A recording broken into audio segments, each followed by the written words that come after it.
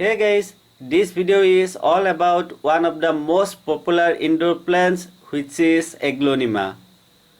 I am going to start the video with repotting two of my Aglaonema plants, and at the end of the video you are going to see the results after 6 months.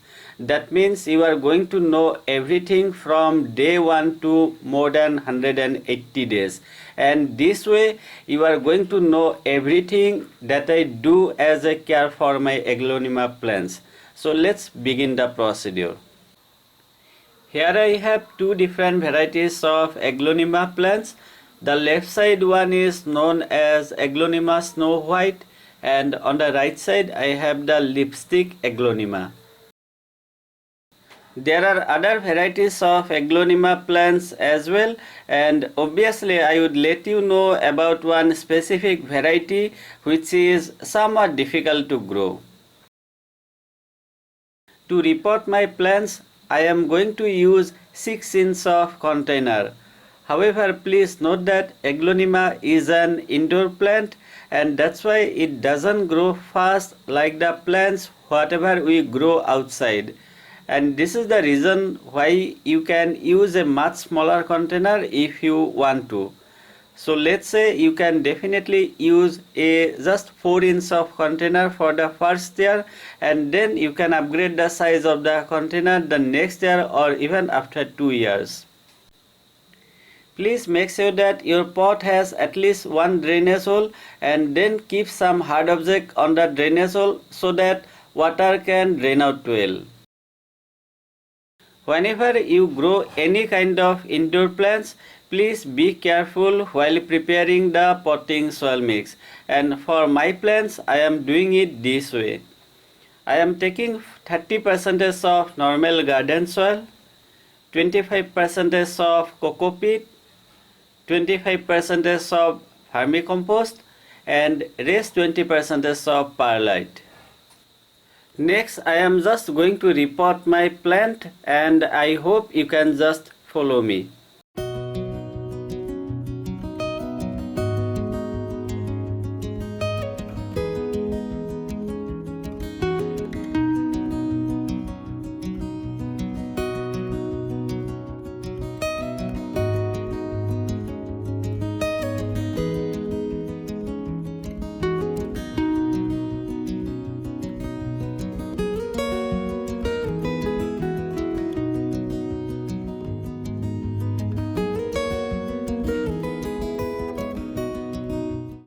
Okay, repotting is done, and next actually I should water my plant, but I am not going to do this at this time because you have already seen that the soil was really very wet.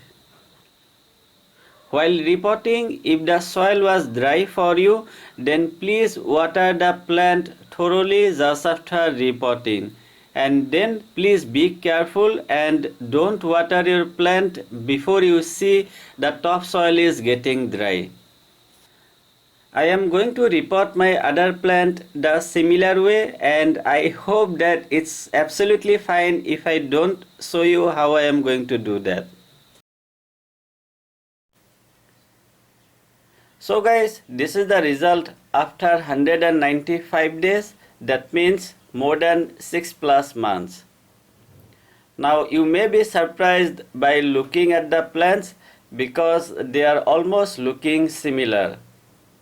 Like I said before, all the indoor plants including Aglaonema take times to grow well. So you have to have patience while growing any kind of indoor plants.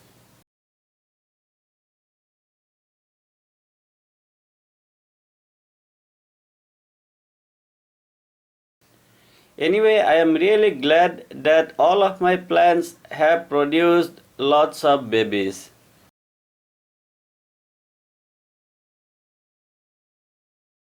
So this is the end part of the video, and let's discuss few of the important things very quickly. So the very first important thing is light requirements. Aglaonema plants need bright light but not the direct sunlight.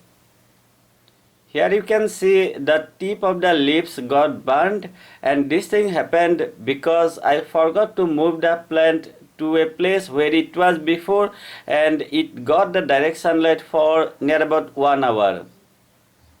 That's why please be extremely careful and make sure that your plant is not getting the direct sunlight.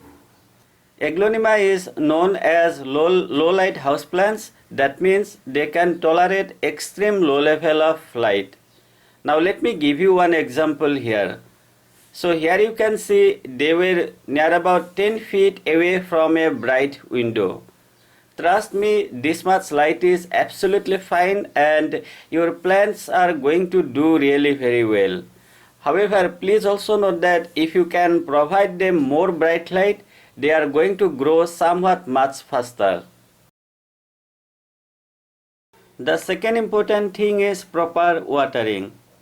Not just Aglaonema, for all of my indoor plants, I always try to keep the soil in somewhat drier side.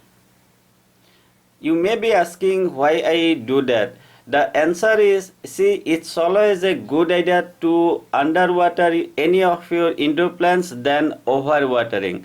So please make sure that soil is dry before you water your any kind of indoor plants. Let the topsoil dry out, or at least 1 inch soil dry out in between watering. For my plants, I water them once in 7 to 10 days. Now let me give you one example here, and this way you would come to know very soon that it's time to water your plants. See, in case of underwatering, you are going to find droopy leaves on your plant. And please note that whenever you see droopy leaves on your plant, that means you should water your plants immediately. The next important thing is fertilizing your plants at the right time. Since Aglaonema plants don't grow really very fast, they also need less amount of fertilizers and at the same time less frequent fertilizer. For my plants, I take near about half teaspoon of NPK 19-19-19, mix them in 1 liter of water and then apply directly on the leaves once in 30 days. Sometimes you may find dust on the leaves, so it's always a good idea to clean the leaves in a regular interval. Finally, the last important thing, which is propagating your Aglaonema plants. See, it's really very easy and you can do it by dividing the babies. So here you can see the baby plants, right? So you can just take out the baby plants from the mother plants and then grow them in some other container.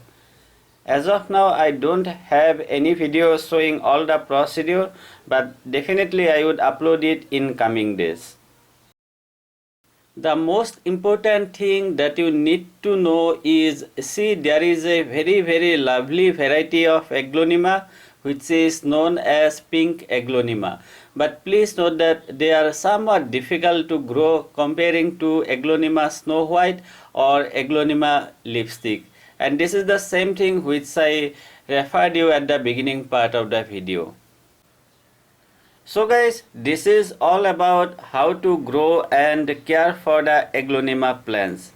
I hope I have covered all the things, but still if you have any questions, then please don't hesitate to ask me. If you found the video useful, then please don't forget to like it, share it and subscribe to my channel if you haven't, and many thanks for doing that. Thank you once again for watching the video. I truly appreciate it. Have a great day and enjoy.